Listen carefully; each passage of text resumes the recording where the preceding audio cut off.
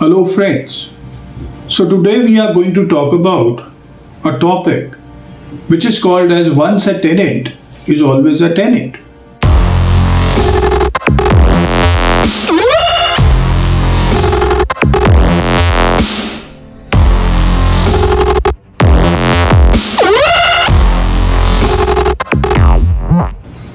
Now as we know that when we are going to plan to let out our properties to some tenant, we are always having a fear in our minds that should we have to rent out the property or not.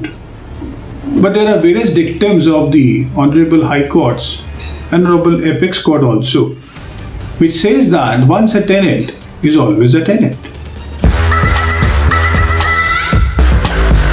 So today we are going to talk about the dictum of Honorable Punjab and Haryana High Court, and the name of the judgment is Deepa and Another versus Sanatan Dharam Sabha and Another.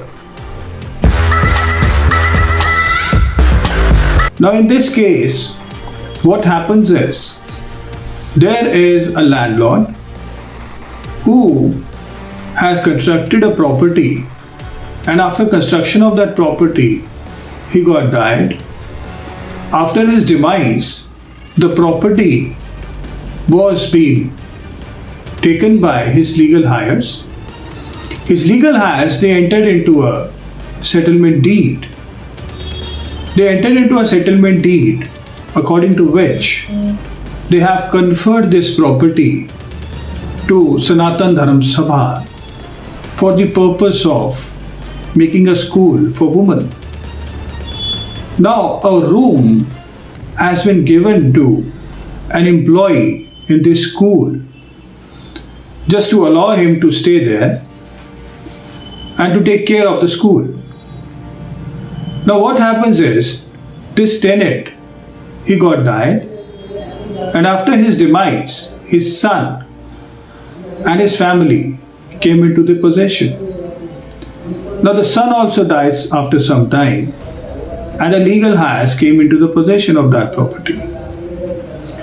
Now what happens is, subsequent to that, this property has been came into dispute regarding the eviction purpose.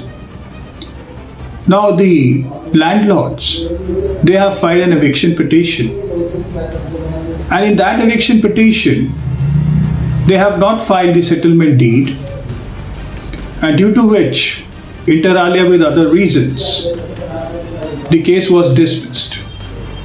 Then they have gone to an appeal. In that appeal, the dictum of the court was in their favor and the appeal was allowed. Now against that appeal, the tenants who are the petitioners before the Honorable High Court filed this present appeal. Now in this appeal, what happens is they have taken various grounds. The tenants who are petitioners, the landlords who are the respondents in this appeal. Now the grounds which are taken by the tenants are these: that the grounds which are taken by the petitioners, tenants, in this case are, first of all, that the respondents, landlords, they have failed to prove the relationships between the landlord and the tenants.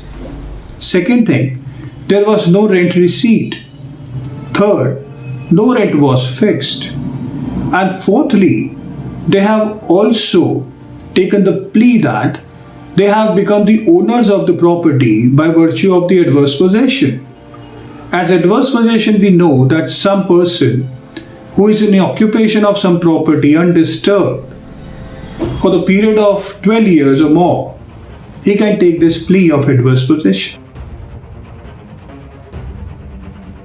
The grounds which were taken by the landlord respondents were that, first of all, that the building is in dilapidated condition, it is unsafe for use, Second, that the tenants have not paid the rent for about more than 3 years.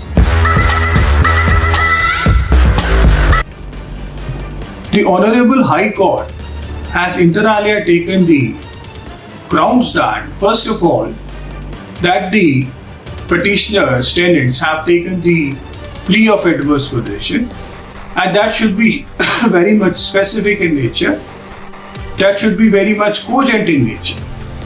Second point is that the petitioner tenants have no locus standi to stay in that premises.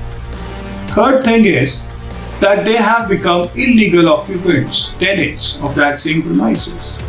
Even if they are ready to pay the arrears of rent of that premises, that would be of no help to them. So that is why the eviction order which was being passed by the Honorable Appellate Court has been upheld by the Honorable High Court.